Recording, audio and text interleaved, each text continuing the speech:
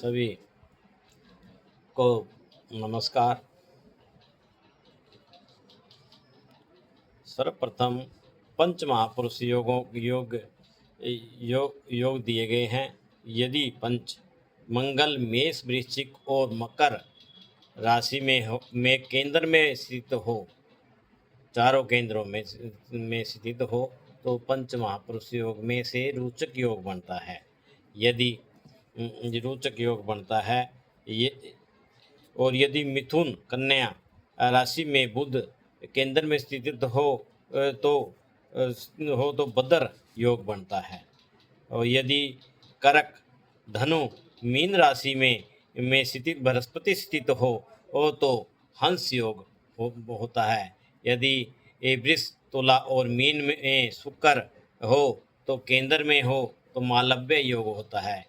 यदि तुला मकर और कुंभ राशि में शनि बैठा हो, केंद्र में बैठा हो, केंद्र 4, 7 और 10 में बैठा हो तो सस्य योग बनता है। सस्य योग बनता है और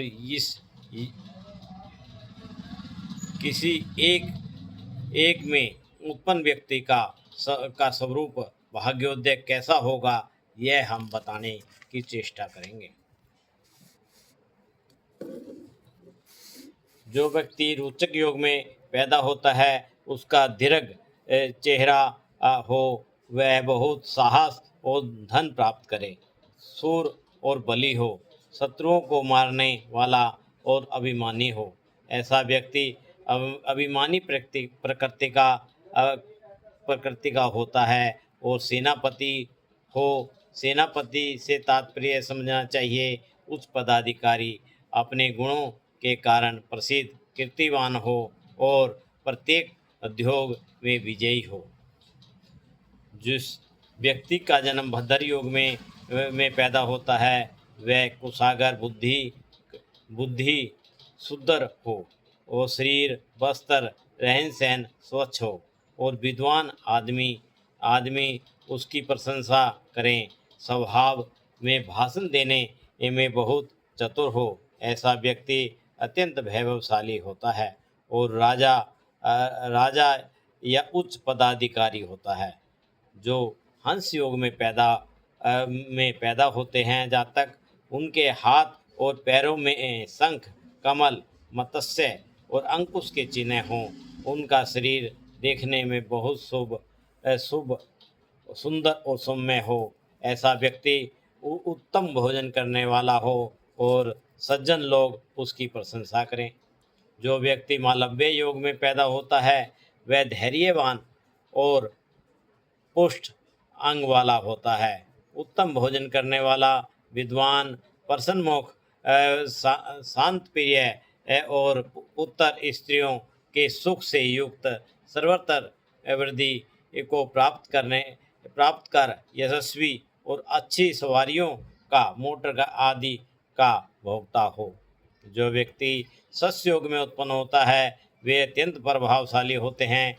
किसी ग्राम के मालिक हों या नृप राजा हो, बहुत से मनुष्यों का स्वामी अर्थात उच्च पदाधिकारी हो, ऐसा व्यक्ति स्वयं बलवान हो और उसके मातहती और अच्छे लोग काम करते हैं। ऐसे लोगों की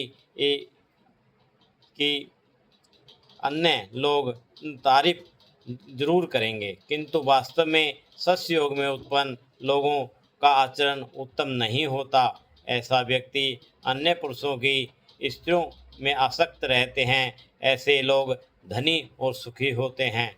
ऊपर जो 5 योग बताए गए हैं, मंगल, बुध, बृहस्पति, शुक्र और शनि, इनमें से कोई भी सब राशि या उच्च राशि का होकर केंद्र में हो तो क्रम से ये 5 योग बनते हैं।